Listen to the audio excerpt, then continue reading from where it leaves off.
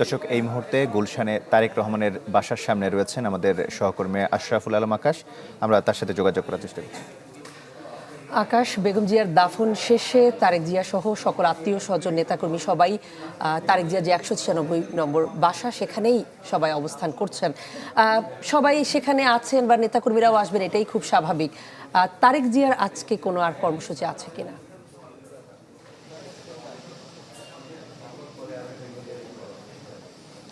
কণা, আমি যদি আপনাকে প্রথমে বলে রাখি, আসলে বেগম খালেদা জিয়ার যে দাফনের কার্যক্রম সেটি শেষ করে কিন্তু পরিবারের সব সদস্য সহ তারেক রহমান কিন্তু তার যে গুলশানের বাসভবন সেখানে আসেন। সেখানে প্রায় তিনি 1 ঘন্টারও বেশি সময় ধরে এখন অবস্থান করছেন। তবে আমরা যতটুকু জানতে পেরেছি তিনি কিছুক্ষণের মধ্যে আসলে এখান থেকে বের হয়ে গুলশানের যে চেয়ারপারসনের কার্যালয় রয়েছে সেখানে কিন্তু তিনি যাবেন।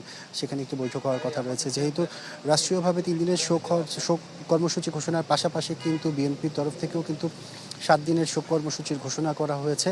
এছাড়া কালো পতাকা উড্ডয়ন সহ আরও বেশ কিছু মিলাদ মাহফিল দোয়া এই ধরনের কর্মসূচিগুলো কিন্তু ঘোষণা করা হয়েছে। আসলে এখন দাফন পরবর্তী যে কার্যক্রমগুলো সেগুলো নিয়ে মূলত আলোচনা করার কথা রয়েছে গুলশান চেয়ারপারসন কার্যালয়ে। সেখানে নেতৃত্বস্থানীয় যারা নেতারা রয়েছেন তারা মূলত আছেন। আমি এখানে আমার সাথে আসলে লন্ডন বিএনপির সাধারণ সম্পাদক সহ বেশ কয়েকজন প্রবাসীরা এখানে উপস্থিত আছেন যারা মূলত তারেক রহমানের সাথে দেশে এসেছিলেন। আচ্ছা, আপনারা তো আজকে জানাজায়ও গেলেন, পুরো প্রক্রিয়াটা কি দেখেছেন আর আজকে এখানে আসার উদ্দেশ্যটা কি আপনাদের? ধন্যবাদ। আমি এসেছিলাম 25 তারিখে আমাদের ভারপ্রাপ্ত চেয়ারম্যান জনাব তারেক রহমানের সাথে। আমরা এসেছিলাম আসলে আমি লন্ডন থাকি, আমি লন্ডন মহানগরী বিএনপির সাধারণ সম্পাদক। এসেছিলাম ওনার সাথে ওনাকে বাংলাদেশে পৌঁছে দিয়ে আমরা কিছুদিন থেকে নির্বাচনটা শেষ করে চলে যাব। কিন্তু দুর্ভাগ্য এবং অপ্রত্যাশিত আমাদের মাতা 3বারের সাবেক প্রধানমন্ত্রী আপুসির নেত্রী বেগম খালেদা জিয়া আমাদের ছেড়ে চলে গেলেন। আজকে আমরা জানাজায় অংশগ্রহণ করেছিলাম। আমার সৌভাগ্য হয়েছিল ওনারা জানাজায় অংশগ্রহণ করতে। আমরা সারা বিশ্ব যেটা দেখেছে, আমার মনে হয় ইতিহাসে এইটা এত বড় জানাজা আর কোনো জায়গায় হয় নাই। একটু আগে গুগলও সার্চ দিয়েছিলাম, আমি দেখেছি যে 1,30,00,000 লোক হয়েছে। দুনিয়ার ইতিহাসে এত বেশি লোক জানাজায় শরীক হয়েছে বলে। ধন্যবাদ আপনাকে। আমি আপনার কাছে একটু জানতে চাইবো, আসলে আপনারা প্রবাস থেকে এসেছেন, এখন তারেক রহমানের বাসভবনের সামনে এসেছেন। আসলে আপনাদের আবেগ অনুভূতির জায়গাটি আমরা বুঝতে পারছি, তবে আসলে আপনাদের পরবর্তী যে কার্যক্রম সেগুলো আপনারা কিভাবে করবেন? আর আজকে জানাজাতে নিশ্চয়ই অংশগ্রহণ করেছেন, পুরো জানাজার প্রক্রিয়াটাকে আপনারা কিভাবে দেখছেন, এতগুলো মানুষ যে অংশগ্রহণ করেছে? Thank you 24K। আসলে আজকে জানাজার যা আমার অনুভূতি, মানুষ এতভাবে উৎফুল্লভাবে জানাজা অংশগ্রহণ করছে, এটা এক বিরল। তার আত্মার মাগফিরাত কামনা করছি। ধন্যবাদ 24K। এটাই আমাদের অনুভূতি। তারেক রহমানের অবস্থা আমরা দেখতে পাচ্ছি, সে পুরা একা হয়ে গেছে গা।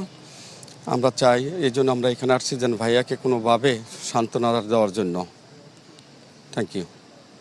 ধন্যবাদ আপনাকে। শুনছিলেন আসলে এখানে যারা উপস্থিত আছেন তারা বলছিলেন তারেক রহমান এখন যে দায়িত্ব তার উপরে সেটা আরও বেড়ে গিয়েছে। বেগম খালেদা জিয়া আসলে তার জীবন দশায় অনেক কষ্ট সহ্য করেছেন, সে বিষয়গুলো তারা বলছিলেন। মূলত এখন আসলে আমরা নেতাকর্মীদের কথা শুনছিলাম আর আমরা অপেক্ষা করছি আসলে কিছুক্ষণের মধ্যে হয়তো বা তারেক রহমান বের হতে পারেন, তিনি গুলশানের চেয়ারপারসন কার্যালয়ে গিয়ে তার পরবর্তী যে কার্যক্রম সেখানে অংশ নিতে পারেন। কণা। আকাশ, আপনাকে ধন্যবাদ। তারেক রহমানের গুলশানের বাসভবনের সামনে থেকে আমাদের সঙ্গে যুক্ত হয়েছিলেন আশরাফুল আলম আকাশ। কি বুঝলেন ভাই? অনলি যেটাই চাই। দর্শক, এই মুহূর্তে জিয়া উদ্যানের চলে যেতে চাই আমরা, সেখান থেকে যুক্ত হচ্ছেন আদ্দিন সজীব। সজীব, সারাদিনই আমরা আসলে দেখেছি যে জিয়া উদ্যানে জনসমুদ্র, সাধারণ মানুষের ভিড় আমরা এখনো দেখতে পাচ্ছি। যদিও জানাজা শেষে এই জনসমুদ্র আস্তে আস্তে কমতে থাকে, তবে এখন আপনার পেছনে আমরা অনেক মানুষ দেখতে পাচ্ছি।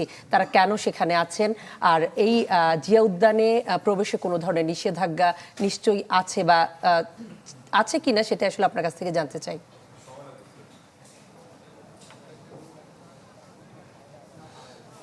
যে মানুষটা লম্বা সময় ধরে মানুষের ভালোবাসা অর্জন করেছেন, রাজনীতিতে দেশের স্বার্থে দেশের প্রয়োজনে কখনো আপোস করেননি, সেই মানুষটির জন্যই মূলত এত এত আবেগ, এত ভালোবাসা তাদের নেতাকর্মী সহ শুরু করে অনেকেই যারা বেগম জিয়ার ভক্ত অনুরাগী, বেগম জিয়ার বিভিন্ন কথা আলোচনা বা বিভিন্ন সময় দেশের সংকটময় মুহূর্তে বেগম জিয়ার যে ভূমিকা, সেই ভূমিকার কারণেই তিনি আজ দেশের মানুষের কাছে এত এত জনপ্রিয়। এবং এত লাখো মানুষের উপস্থিতিতে যে জানাজা হয়েছে, লাখো লাখো মানুষের উপস্থিতি ছিল এবং এই সংসদ ভবন এলাকায় এত এত মানুষের ভিড়ের পরে অনেকেই বাসায় ফিরে গেছেন দোয়া মুনাজাত করে।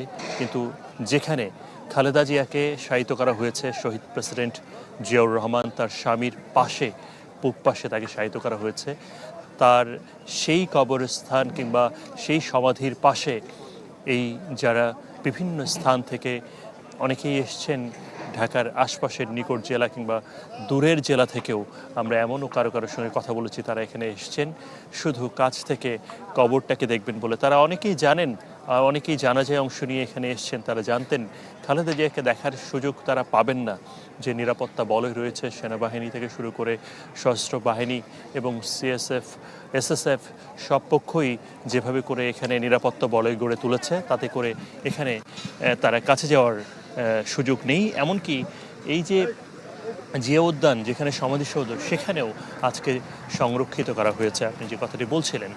সব মিলিয়ে এখানকার পরিস্থিতি এরকমই, জনমানুষের উপস্থিতি বাড়ছে ক্রমান্বয়ে এবং তারা হয়তো আগামীকালকে সেই সুযোগটা পেতে পারে আর একটু কাছাকাছি কবরের যাওয়ার। সজীব, আপনাকে ধন্যবাদ। জিয়া উদ্যানের আরেক প্রান্তে রয়েছেন আমাদের আরেক সহকর্মী আবির হোসেন। আবির, সার্বিক পরিস্থিতি আমাদের জানাবেন।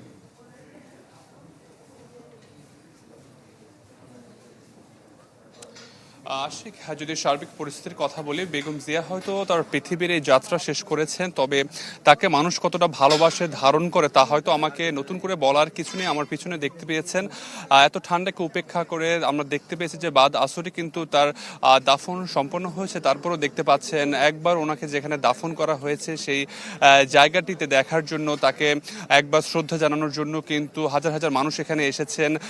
তার ভালোবাসা, তার যে রাজনীতি, তিনি যে আপোষহীন রাজনীতির কথা বলেন, তার যে রাজনীতিকে মানুষ কতটা ভালোবাসেন, সেই ভালোবাসা থেকে কিন্তু এত রাতেও তাকে শ্রদ্ধা জানানোর জন্য মানুষ এসেছেন এবং তাকে যে কতটা ভালোবাসে তার একটি ছোট্ট উদাহরণ আমি দিতে চাই। সুদূর সেন্ট মার্টিন থেকে এসেছে ওমর ফারুক, আসলে তার সাথে কথা বলতে চাই যে এত দূর থেকে আপনি জানাজা এসেছেন, আসলে কারণটা কি? কারণটা হচ্ছে দেশনেত্রী বেগম, জননেত্রী বেগম, আমাদের নেত্রী, আপোষহীন নেত্রী। তিনি একজন নেত্রী না, সে একজন নির্যাতিত, কারা নির্যাতিত একজন জননেত্রী মা আমাদের। এবং আজকে গোটা বিশ্ব বেদনা মানচিত্রে এবং আমরা শোকাহত, এবং আমি আজকে গণতান্ত্রিক নেত্রীর জানাজায় শরীক হতে পেরে খুবই আনন্দিত। মহান রব্বুল আলমীর কাছে আমি শুকরিয়া জ্ঞাপন করছি। ওনার অনেক অবদান আছে। উনি এদেশের মানুষের শান্ত এবং শৃঙ্খল পরিবেশ চেয়েছেন এবং গণতান্ত্রিক অধিকার চেয়েছেন। দেখছিলেন আসলে যারা এখানে এসেছেন বেগম জিয়ার সাথে, তাদের যে স্মৃতি, তাকে যে কতটা ভালোবাসে, ধারণ করে, সেটাই কিন্তু বারবার বলছিল। এভাবে কিন্তু প্রতিনিয়ত এখানে মানুষ আসছে তার যে তাকে যেখানে দাফন করা হয়েছে সেটি একবার দেখার জন্য। তো সর্বশেষে আমার কাছে জিয়া উদ্যান থেকে এই তথ্য ছিল। আশিক। আবির, আপনাকে ধন্যবাদ। তখন আমাদের সহকর্মীরা আসলে জানাচ্ছিলেন যে দিনভর আসলে যে জনসমুদ্র আমরা দেখেছি এবং মানুষের ভালোবাসায় বেগম জিয়া সিক্ত হয়েছেন, সেই অনুভূতিগুলো এখনো আসলে নেতাকর্মী এবং সাধারণ মানুষরা জানাচ্ছিলেন।